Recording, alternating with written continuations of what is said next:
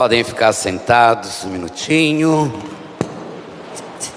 Queridos irmãos, queridas irmãs, estamos celebrando a solenidade de Pentecostes. Com essa solenidade, a igreja encerra o tempo pascal. Penso eu que cada um e cada uma de nós deve ter aproveitado bastante esse tempo de graça que a igreja nos propõe através da ressurreição de Jesus. É agora que nós devemos apresentar a Deus os frutos desta Páscoa. E que tipo de frutos nós iremos apresentar? Pentecostes era uma festa que se realizava a cada ano em Jerusalém, que era exatamente a festa da colheita. Depois de plantar, depois de colher aquilo que Deus havia concedido a graça de nascer, aqueles levavam uma parte da colheita para apresentar ao Senhor. Alguns apresentavam uma parte ao Deus vivo e verdadeiro, outros apresentavam aos outros deuses que eles adoravam. Mas de qualquer forma, eles reconheciam a graça de ter colhido os frutos que haviam plantado. E o tempo da Páscoa foi exatamente esse tempo que nos proporciona a plantar e ao mesmo tempo colher e apresentar a Deus esse fruto da renovação, esse fruto de uma vida nova, de uma vida pautada realmente nos ensinamentos e na presença do Senhor. Somente dessa maneira, meu irmão, minha irmã, é que nós podemos de fato sentir em nós a graça e a presença do Divino Espírito Santo. São Paulo, quando ele escreve aos Gálatas, ele vai fazer menção através dos frutos do Espírito e dos frutos da carne. E que nós podemos perceber na nossa caminhada é que está sendo muito mais produzidos frutos da carne do que frutos do Espírito. Essa promessa que Jesus concretiza, derramando sobre a humanidade inteira o Espírito Santo Paráclito, é exatamente para colher e reavivar o fruto da unidade, o fruto da solidariedade, o fruto do amor. E nós devemos nos esforçar para que esses frutos sejam concretos na nossa vida. Nós não podemos de forma alguma afirmar que estamos cheios da graça de Deus se nós não estamos dando os frutos que esse Deus nos pede.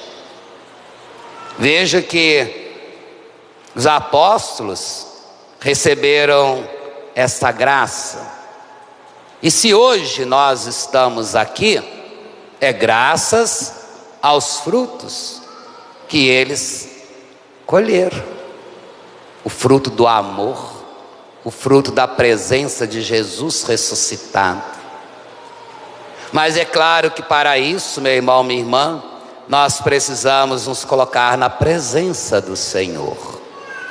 No Pentecostes, como relatou para nós a primeira leitura, os discípulos estavam reunidos.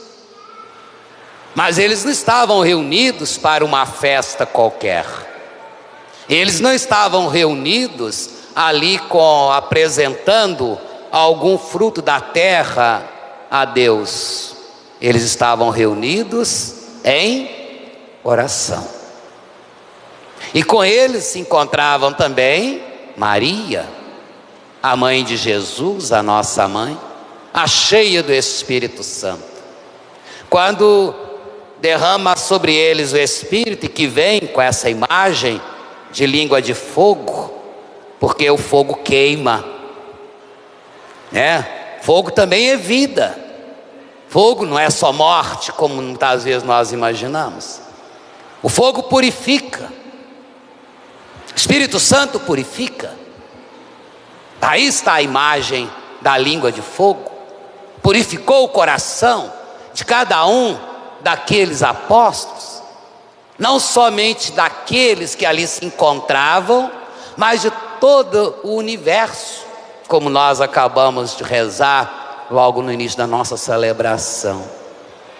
Mas às vezes, meu irmão, minha irmã, há coração tão frio, tão gelado, que é capaz de apagar essa chama do amor de Deus derramado sobre nós. Veja que o Espírito Santo foi derramado para unificar.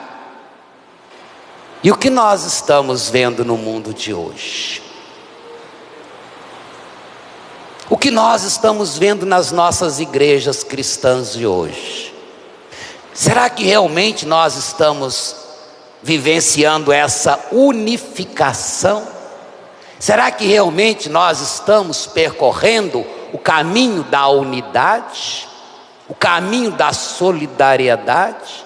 O caminho da compreensão? Podemos aqui fazer aquele paralelo com Babel. Nós conhecemos muito bem a história da Torre de Babel. Como o homem se deixou levar pela ambição, pela ganância, pelo poder, a ponto de querer se igualar a Deus, a ponto de querer chegar a Deus com as suas próprias forças. Por isso começou a edificar Babel. E num determinado momento começou as discussões entre eles, as brigas, as rixas, as contendas. Ninguém mais entendia ninguém. Começou uma confusão entre eles, que a torre desmoronou. Quando nós nos deixamos levar pelo espírito de Babel, só há destruição e desordem em nosso meio. A solidariedade se vai, o amor é dispensado, a fraternidade já não existe mais entre nós. Por quê? Porque nós estamos nos deixando levar pelo espírito de Babel. E sejamos sinceros, isso não acontece só no setor civil da sociedade, não, mas dentro das nossas igrejas também. Nós que gabamos ser cheios do Espírito Santo, nós que muitas vezes damos testemunho da presença do Espírito Santo em nossa vida. Olha como nós cristãos estamos vivendo. Quanta divisão entre nós, quantas contendas entre nós, quantas perseguições fazemos em relação ao outro. Que espírito é esse, meu irmão, minha irmã? Não é o Espírito Santo de Deus, é o espírito de Babel. E isso acontece em todos os setores da nossa igreja católica, começando lá de cima da Cúria Romana até a mais simples e humilde paróquia do interior. Porque nós vivemos buscando apenas o nosso querer, a nossa vontade, o nosso poder. Temos sede disso. Queremos alcançar algo através da nossa própria razão, não da moção do Espírito Santo que Deus nos concedeu, através do nosso batismo. Quantos de nós aí já testemunhamos ser cheios do Espírito Santo, mas somos vazios de testemunho? Não basta apenas dizer que nós somos cheios do Espírito Santo. Quantos e quantos de nós já duvidamos da presença do Espírito Santo na vida do outro? Você não tem o Espírito Santo, porque você não tem esse dom. Ora, mas eu preciso de ter algum dom para ter o Espírito Santo. É Ele que vai decidir se eu vou ter ou se eu não vou ter. Eu não posso forçar a ação do Espírito Santo em minha vida. Então veja, meu irmão, faz uma análise da sua vida de cristão, da sua vida de católico. Como é que você tem testemunhado esse Espírito Santo lá fora no mundo? Olha a atitude dos apóstolos. Receberam a graça do Espírito Santo, imediatamente eles saíram para anunciar, para pregar a palavra do Cristo ressuscitado. Quer testemunho mais belo do que esse, meu irmão, minha irmã? E no entanto, nós que muitas vezes afirmamos ser católicos, cheios do Espírito Santo, saímos do cenáculo para fofocar lá fora, para falar mal do outro lá fora, para jogar pedra no outro lá fora. É o espírito de Babel. Esse é o espírito que nós carregamos em nós, entre nós padres, entre nós bispos, entre nós leigos. Aí queremos mostrar uma auréola na nossa cabeça, quando na verdade essa auréola não existe. Porque o que existe em nós é a imagem de Babel ainda. Você já falou de Deus para o seu irmão hoje? Ou você já falou da vida alheia para o seu irmão hoje? A gente tem que bater no coração. Temos que colocar a mão no nosso coração, e mais ainda na nossa consciência de cristão, meu irmão, minha irmã. Veja como as coisas estão se perdendo.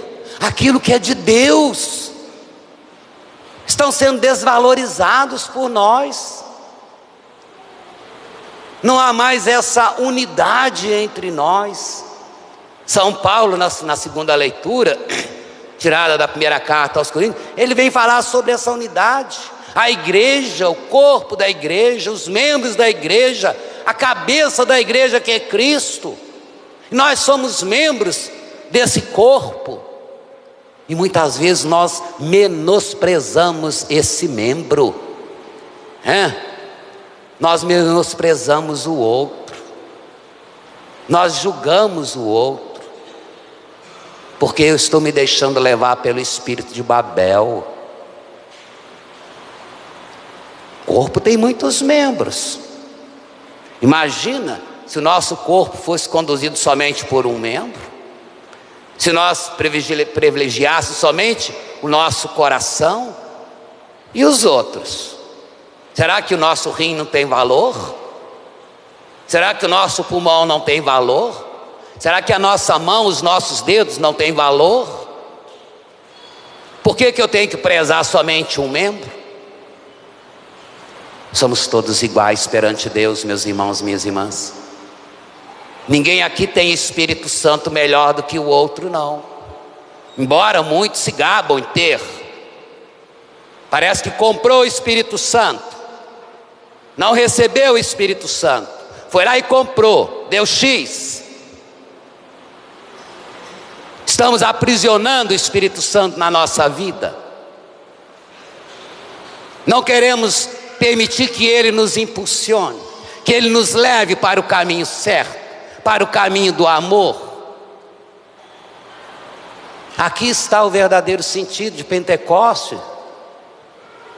Como é que eu posso pregar a palavra de Deus, falar de amor, falar de perdão, falar de unidade, falar de paz, se lá fora eu dou um contra-testemunho? Se lá fora eu não amo? Se lá fora eu não perdoo, se lá fora eu crio confusão, se lá fora eu julgo o outro, nós não somos santos, mas o Espírito Santo que está em nós é santo, e é Ele que tem que nos conduzir. Quantas e quantas vezes Jesus orientou os seus apóstolos a esse respeito? Quando Jesus diz para eles: quando vocês tiverem que dizer alguma coisa em defesa, não vos preocupeis com o que irás dizer, deixa que o Espírito Santo diga por vocês. Nós queremos dizer aquilo que mais nos interessa, aquilo que mais convém, não aquilo que o Espírito Santo fala. Por isso que as perseguições existem, porque aqueles que perseguem não gostam de ouvir a verdade que vem do Espírito Santo. Por isso que Jesus parou na cruz, por isso que os apóstolos foram perseguidos, por isso que os primeiros cristãos foram perseguidos, por isso que muitos cristãos hoje continuam sendo perseguidos, porque são cristãos que buscam viver a verdade emanada do Espírito Santo, não da Babel. Ah, meu irmão, minha irmã, às vezes eu fico me perguntando, como é que será o dia do nosso julgamento? Como será que nós iremos receber de Deus? Deus é Pai, Deus é misericórdia, mas Ele vai nos julgar, Ele vai nos cobrar, Ele vai nos cobrar tudo isso. Quais os frutos que você está produzindo neste mundo? Como é que você tem se relacionado com o outro?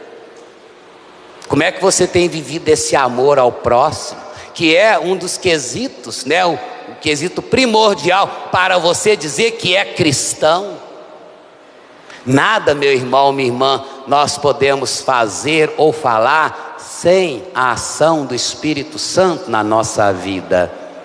São Paulo começa essa segunda leitura exatamente com essas palavras: ninguém pode dizer que Jesus Cristo é o Senhor, senão pelo Espírito Santo. E muitas vezes nós falamos só da boca para fora.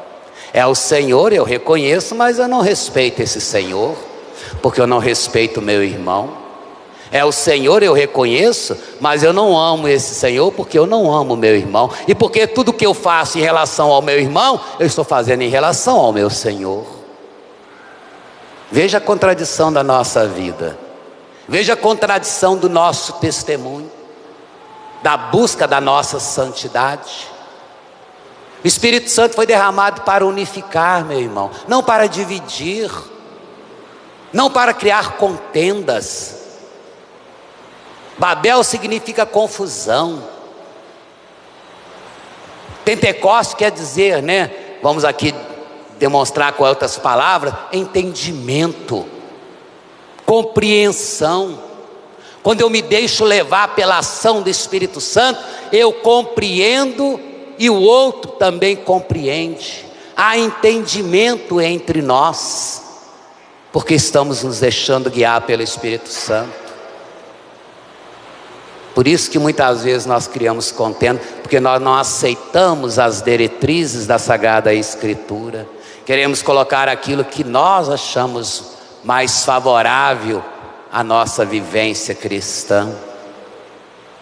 Não podemos invocar o Espírito Santo somente para pedir o dom disso, o dom daquilo. Ele já nos deu. Ele já nos deu. E todos os dons que o Espírito Santo nos dá é para ser colocado em prática para o bem comum, para edificar a comunidade de fé, para viver essa unidade. Que adianta eu ter o dom da cura, mas se eu não exerço esse dom da cura para curar as feridas interiores? O dom da cura que o Espírito Santo nos concede não é apenas para curar a enxaqueca ou dor de barriga do outro, não. É para curar as feridas interiores que vêm machucando o nosso coração.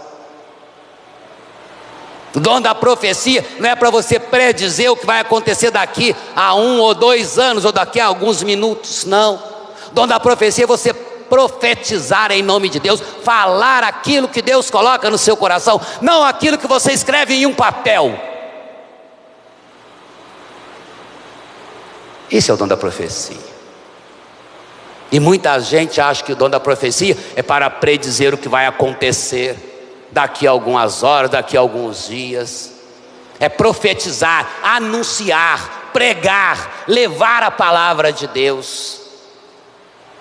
E a palavra de Deus está tão vaga na humanidade hoje, porque nós não sentimos a presença do Espírito Santo.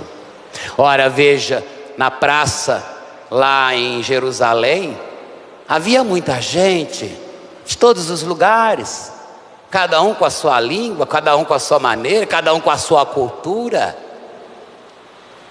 Mas Deus tocou no coração daquelas pessoas também. Eles se sentiram movidos pela graça do Espírito Santo. Por isso que eles disseram: esses homens que são galileus, todos eles são galileus, como é que nós podemos ouvi-los na nossa própria língua? Que língua é essa, meu irmão, minha irmã? Senão a língua do Espírito Santo, que é a língua do amor, que é a língua da unidade, que é a língua da solidariedade, da fraternidade. Essa é a língua do Espírito Santo. Esse é o verdadeiro dom de línguas, porque São Paulo também nos ensina isso. Aquele que recebe a graça de ter o dom das línguas é para edificar, e que seja compreensível. O que nós vemos hoje nas nossas igrejas cristãs, tanto católica quanto evangélica, é uma confusão como se fosse Babel. Ninguém entende mais nada. Ninguém entende mais nada. E é uma gritaria que parece que o Espírito Santo é surdo. Você está edificando o outro com as suas palavras, meu irmão, minha irmã? Com as suas atitudes cristãs? Como nós somos muitas vezes diante de Deus fingidos, né? Mostramos, eu sou isso, eu sou aquilo, mas lá fora nós não somos aquilo que demonstramos ser. Deus não quer isso de nós, meus irmãos. Deus quer amor, Deus quer sinceridade. Que eu seja sincero nas minhas palavras, que eu seja sincero nas minhas atitudes, que eu seja sincero no meu testemunho. Não adianta você se gabar que é cristão, que Jesus é o seu Senhor, se você não coloca em prática tudo aquilo que Ele nos ensinou.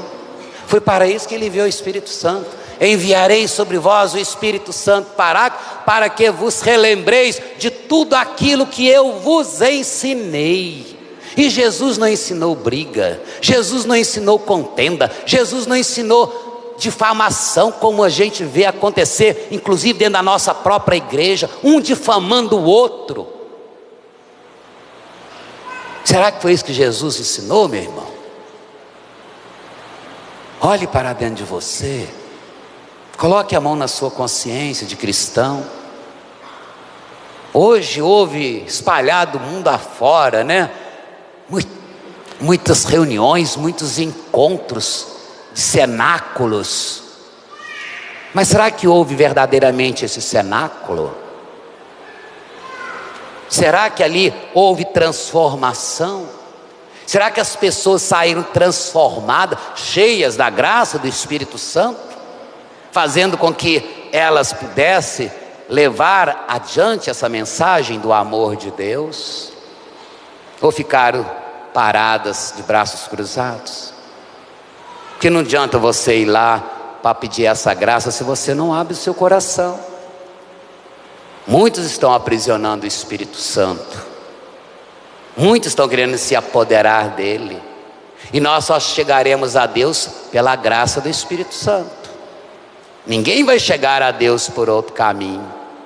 Por isso que São Paulo fala: só podemos reconhecer que Jesus é o Senhor da nossa vida no Espírito Santo, pelo Espírito Santo, com o Espírito Santo.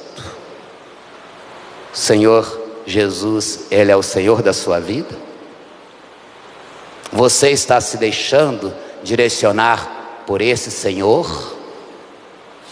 Você tem colocado em prática os seus ensinamentos? Se não, meu irmão, é melhor você continuar com sua Babel, porque Deus não quer isso. Deus não quer divisão entre nós. Deus não quer contendas entre nós. Deus quer simplesmente amor, unidade. Precisamos resgatar isso. Lá na oração que rezamos, que antecipou a proclamação da palavra, é exatamente esse o pedido que nós dirigimos a Deus, né? Diz para nós, exatamente com essas palavras, que o Espírito Santo realize agora no coração de cada fiel as maravilhas que operastes no início da pregação do Evangelho. Que maravilhas foram essas? Leia os Atos dos Apóstolos. Viviam um só coração, uma só alma. Entre eles não haviam necessitados. Frequentavam cotidianamente o templo. Faziam a partilha do pão. Por isso que aqueles que não eram cristãos olhavam uns para os outros e diziam: vejam como eles se amam. E hoje nós olhamos para um outro e dizemos: veja como eles se odeiam. Somos movidos pelo Espírito Santo? A decisão é nossa. Ele colocou os seus dons em cada um de nós, mas é Ele que determina como eu deverei usar esse dom. E que dom eu vou usar? Eu posso ter o dom da palavra, o dom da cura, o dom da profecia, o dom da ciência, mas é Ele que vai determinar. Porque todos nós recebemos os dons do Espírito Santo. Todos nós, pela graça do nosso batismo. Se Ele me deu esses dons, Ele vai determinar: você vai utilizar esse dom para edificar a si e ao próximo. E às vezes nós queremos abarcar tudo para nós, né? Então vamos abrir o nosso coração, como os apóstolos abriram os seus, como aquela multidão ali reunida em Jerusalém também sentiram essa presença, essa moção, essa graça do Espírito Santificador, que nós possamos nos converter. Que o Espírito Santo possa vir queimar, purificar o nosso interior de tudo aquilo que contradiz a vontade de Deus. Então abramos o nosso coração, peçamos a Ele esta graça.